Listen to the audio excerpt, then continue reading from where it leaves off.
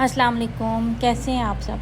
आज हम अपने चैनल में बना रहे हैं इमली और आलू बुखारे का शरबत, जो कि बहुत ही अच्छा और फ़रहत बख्श होता है और गर्मियों के लिए नहायत ही मुफीद होता है और हमें गर्मी से बचाता है। चलें अब हम स्टार्ट करते हैं। हमारे पास है 200 ग्राम आलू बुखारा और 300 ग्राम इमली। इसको हमने अच्छी तरह से धो लेना है और धोने के बाद इसमें हमने पानी डाल देना है। इसको हम भिगो के रख देंगे, तकरीबन हम 8 से 10 घंटे के लिए इसे अगर सोक करते हैं तो अच्छा होगा। अगर आपके पास टाइम कम है तो आप इसको 2 घंटे पहले गर्म पानी के अंदर भिगो दें। गर्म पानी में भिगोने से ये होगा कि ये फिर नरम हो जाएगा। चलें अब हम शुरू करते हैं। हमारे पास है आधा किलो चीनी और मैंने आपको आलू और आलू बुखारे की क्वांटिटी बता दी थी। चीनी में अब हम पानी डाल रहे हैं। चीनी में पानी डाल दिया मैंने। अब ये देखिए, मैं आपके सामने चीनी में पानी डाल रही हूँ। बस चीनी में आपने इतना ही पानी डालना है जो चीनी को इसके साथ मेल्ट कर दे। अब मैं इसको चूल्हे पे ले गई और इसको मैंने चूल्हे पे चढ़ा दिया।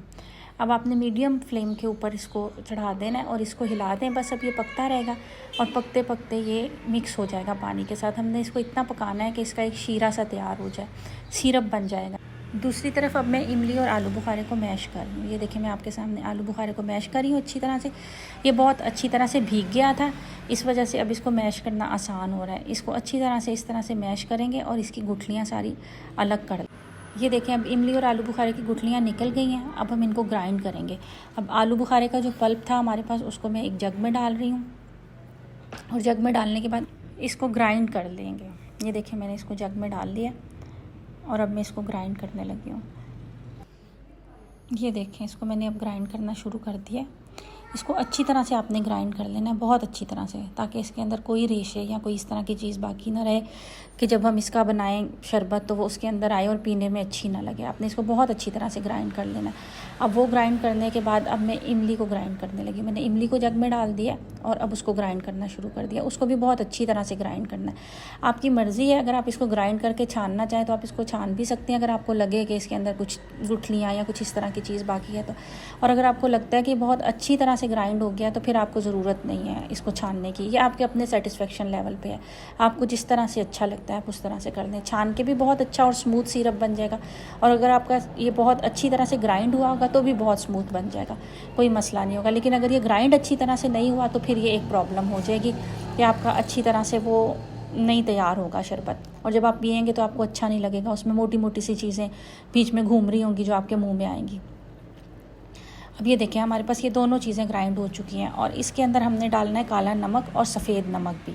ये दूसरी तरफ हमारा सिरप तैयार हो गया और अब इसके अंदर मैंने डाल दिया है आलू बुखारा। आलू बुखारा जो ग्राइंड किया हुआ पल्प था वो मैंने इसके अंदर शामिल कर दिया। ये देखें, मैं आपके सामने डाल रही हूँ।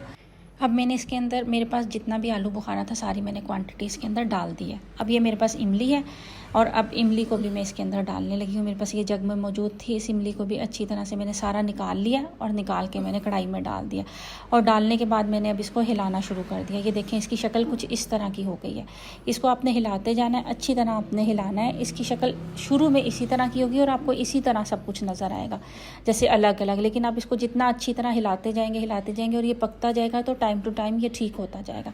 आपने इसको तकरीबन 15 से 20 मिनट पकाना है स्लो फ्लेम के ऊपर, फिर ये तैयार होगा। ये देखें जी, अब ये हमारे पास आ गया है इस शक्ल में। अब हमने इसको हिलाना है। ये देखें, मैं इसको हिला रही हूँ और इसको अच्छी तरह से आपने इस तरह से मिक्स करना है ताकि ये सब चीज़ें बिल्कुल यकजान हो जाएं। इसको जब हम अच्छी तरह से हिलाएंगे तो फिर ये सब चीज़ें आपस में मिक्स हो जाएंगी। और फिर ये अब पकी जा रहा है, चूल्हा भी चल रहा है नीचे इसके, और आहिस्ता आहिस्ता जो है ना इसकी शक्ल चेंज होनी शुरू हो गई है। अब मैंने इसके अंदर डाला है ब्लैक नमक। जो काला नमक है वो इसका मेन इंग्रेडिएंट है, उसकी वजह से इसके अंदर बहुत अच्छा टेस्ट आता है, एक डिफरेंट सा खट्टा सा टेस्ट इसके अंदर आता है। मैंने इसके अंदर काला नमक डाल दिया तकरीबन ½ टीस्पून, और इसके बाद मैंने इसके अंदर वाइट जो नमक है या वाइट वाला या पिंक सॉल्ट जो भी आप यूज़ करते हैं वो डाल दें, वो भी ½ टीस्पून डाल दिया। आप इसको हमने हिलाते जाना है साथ साथ टाइम टू टाइम, और आपने इसको पकाते पकाते टेस्ट भी कर लेना है, क्योंकि टेस्ट करने से आपको पता चलेगा कि आपको नमक की ज़रूरत और है या नहीं है। ये देखें, जैसे जैसे ये पकता जा रहा है और हम हिलाते जा रहे हैं इसकी शक्ल चेंज होती जा रही है। अब ये पक पक के इस फॉर्म में आ गया और इसके ऊपर जो झाग है उसका कलर बिल्कुल चेंज हो गया। इसका मतलब है कि ये तैयार हो रहा है। जब झाग इस कलर की हो जाए तो ये तैयारी की तरफ आ गया। ये देखें, इसकी शक्ल चेंज हो गई है बिल्कुल। अब ये हमारे पास बिल्कुल तैयार हो गया, तो हमने बर्फ़ ले ली और हमारे पास तुखमलंगा है वो ले लिया। तुखमलंगे को पानी के अंदर भिगो देना है। तुखमलंगा गर्मियों में बहुत ही अच्छा होता है और हम इसे पिएँ तो हमें बहुत ही अच्छा फ़ील होता है, ठंडक के लिए ये अच्छा होता है, बॉडी को इंसान की ठंडक फील होती है। अब ये गिलास के अंदर मैंने डाल दी है बर्फ़। मैं दोनों गिलासों के अंदर बर्फ़ डाल दूँगी, क्योंकि इमली आलू बुखारा जितना चिल होता है उतना ही मज़े का लगता है, कि आप जितना ठंडा पियेंगे उतना ही आपको अच्छा एहसास होगा पी के।